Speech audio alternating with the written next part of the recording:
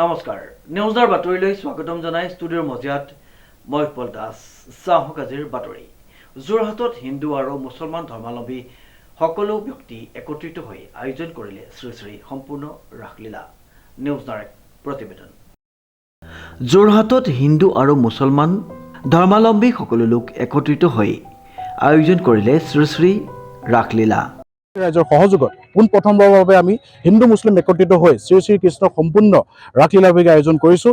ইতিমধ্যে আমাৰ ৰাইজৰ সমাগম ঘটিছে। খন্তেক সময়ৰ পাছতে আমাৰ ৰাসখন আৰম্ভণি হ'ব।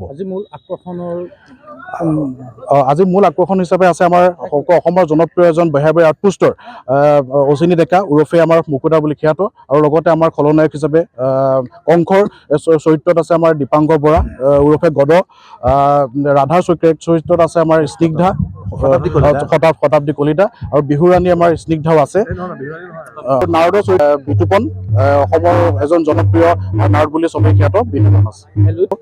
অসমখন হৈছে শংকৰ ৰাজানৰ দেশ, গতিকে আমাৰ স্বকীয় বৈশিষ্ট্য আছে। স্বকীয় বৈশিষ্ট্য অনুসৰি আমি জিৰণি বৰ্ণ অসমীয়া, গতিকে আমি অসমখন শক্তিশালী কৰাৰ স্বাৰ্থত, আমাৰ জাতিটো শক্তিশালী কৰাৰ স্বাৰ্থত লগতে উক্ত অনুষ্ঠানৰ যোগেদি দেখুৱালে সাম্প্ৰদায়িক সম্প্ৰীতিৰ এক উদাহৰণ।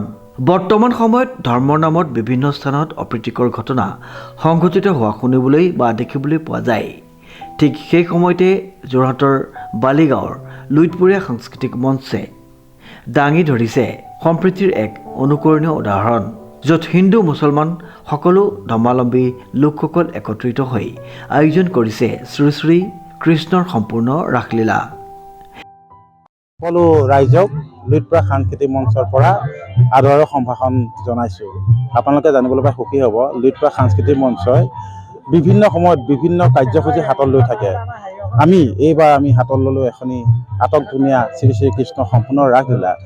এই ৰাসলীলা হকি এক ব্যক্তিকৰ্মী, কাৰণ কিহৰ কাৰণে ব্যক্তিকৰ্মী বুলি ক'ব লগা হৈছে, আমাৰ এই ৰাসলীলাখনি আমি সম্প্ৰীতি নিদৰ্শনেৰে সমাজখনক দেখাব বিচাৰিছোঁ।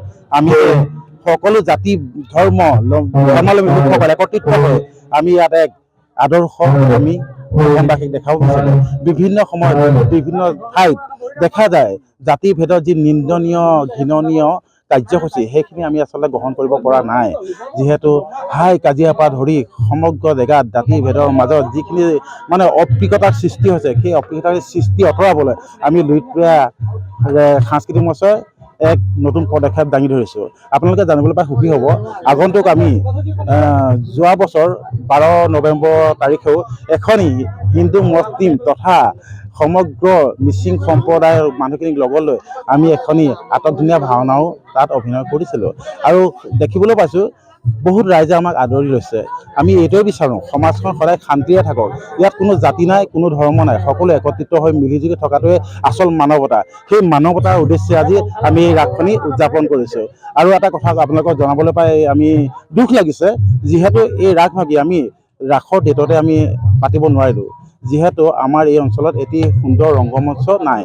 সেইহেতু এই ৰাসখন আমি এখন পথাৰৰ মাজত পাতিব লগা হৈছে, যিহেতু ধান কাটি শেষ হৈছে, আৰু পথাৰৰ মাজত যিহেতু জানেই আপোনালোকে দ পথাৰ, তাতো পানী জমা হয়, বোকা আছে তাত, গতিকে সেইকাৰণে আমি ৰাসখনি ডেটৰ পৰা বেক ডেটত পাতিব লগা হ'ল। তাৰ বাবে হয়তো কিছু লোকে আমাক কৈছে যে ৰাসতেই পাতিব লাগে। হয়, ৰাসতেই পাতিব লাগে, কিন্তু সংস্কৃতি বস্তুটো এনেকুৱা নহয় যে আমি ডেটতেই পাতিম। সংস্কৃতিটো আমি জীয়াই থাকিবলৈ হ'লে আমি সেই দিনতেই পাতিব লাগে, হয়, কিন্তু আমি এই ধৰণৰ অনুষ্ঠানৰ যোগেদি লুইতপুৰীয়া সাংস্কৃতিক মঞ্চই দিছে এক গুৰুত্বপূৰ্ণ বাৰ্তা, সমাজত একতাৰ শক্তি আৰু সম্প্ৰীতিৰ প্ৰয়োজনীয়তা।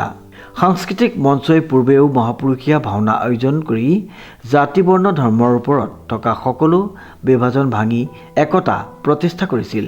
লুইতপুৰীয়া সাংস্কৃতিক মঞ্চই পোনপ্ৰথমবাৰৰ বাবে দুদিনীয়া কাৰ্যসূচীৰে অনুষ্ঠিত কৰিছে শ্ৰী শ্ৰী কৃষ্ণৰ সম্পূৰ্ণ ৰাসলীলা। এই ৰাসখনিৰ অভিনয়ৰ ক্ষেত্ৰত মুখ্য আকৰ্ষণ হৈ পৰে জনপ্ৰিয় ধাৰাবাহিক বেহৰবাৰী আউটপোষ্টৰ মুকুতা দা অৰ্থাৎ অচিনি ডেকা, জনপ্ৰিয় গায়ক জনম কাশ্যপ, বিহুকুঁৱৰী শতাব্দী কলিতা, বৰ্তমান সময়ত নাৰদৰ অভিনয়েৰে জনপ্ৰিয় হোৱা বিতুপন বৰা, আৰু কংসৰ অভিনয়েৰে জনপ্ৰিয় দীপাংকৰ বৰা। বৃহত্তৰ বালিগাঁওবাসী ৰাইজ আৰু লুইতপুৰীয়া সাংস্কৃতিক মঞ্চই আয়োজন কৰা এই অনুষ্ঠানৰ যোগেদি সকলো ধৰ্ম জাতি আৰু বৰ্ণ সীমা অতিক্ৰম কৰি সমিলমিলেৰে একত্ৰিত হওঁতে সমাজৰ এনেদৰে সম্প্ৰীতিৰ এনাজৰীৰ কটকটীয়া কৰি ৰক্ষাৰ স্বাৰ্থত এনেদৰে এই অনুষ্ঠানসমূহ জীয়াই ৰখাৰ এক প্ৰয়াস কৰিছে। আৰু আচলতে মোৰ নিজৰে ঘৰৰ ওচৰৰ এখন অনুষ্ঠান আৰু প্ৰথমবাৰৰ কাৰণে আমাৰ ইয়াত লুইতপৰীয়া সাংস্কৃতিক মঞ্চৰ উদ্যোগত আৰু বালিগাঁওবাসী ৰাইজৰ সহযোগত শ্ৰীকৃষ্ণৰ ৰাসলীলা আয়োজন কৰা হৈছে।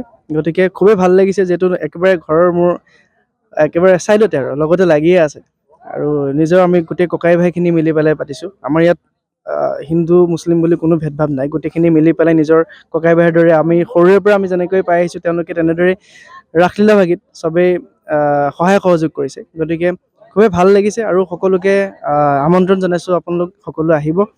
দুদিনীয়াকৈ কাৰ্যসূচী আয়োজন কৰা হৈছে আৰু এয়া প্ৰথমবাৰ আৰু ইয়াৰ আগলৈ আমি যিমানখিনি পাৰোঁ আমি চেষ্টা কৰি যাম। খালি সকলো ৰাইজৰ আশীৰ্বাদ বিচাৰিছোঁ আৰু যিসকল কণ কণ ল'ৰা ছোৱালীয়ে যি অংশগ্ৰহণ কৰিছে, যিসকলে ৰাসলীলা ভাগিত নৃত্য পৰিৱেশন কৰিব বা যিসকলে অভিনয় কৰিব, তেওঁলোকলৈ মোৰ ফালৰ পৰা শুভেচ্ছা জনাইছোঁ। আৰু লগতে আমাৰ ইয়াতে ঈদ পতা হয় বা ৰাসলীলা পতা হয়, ভাওনা পতা হয়, প্ৰত্যেকটো ক্ষেত্ৰতে আমি নিজৰ ককাই ভাইৰ দৰে আমি আগৰ পৰাই আছোঁ আৰু সেই ভেদভাৱ আমি আগৰ পৰাই ৰখাও নাই আৰু আগলৈও নাৰাখোঁ বুলি আমাৰ এইটো দৃঢ় বিশ্বাস। আৰু সকলো নিজৰ এখন ঘৰৰ দৰে, এটা পৰিয়ালৰ দৰে আমি সকলোৱে একগোট হৈ আছোঁ। সেয়া আমাৰ কাৰণে গৌৰৱৰ কথা, আচলতে আমাৰ গোটেই বালিগাঁওবাসী অঞ্চলটোৰ কাৰণে গৌৰৱৰ কথা। অসমীয়া হিচাপে আপুনি কিমান গৌৰৱ কৰে যে আজি সকলো জাতি। অনুপম বৰাৰ ৰিপৰ্ট, নিউজ নাও।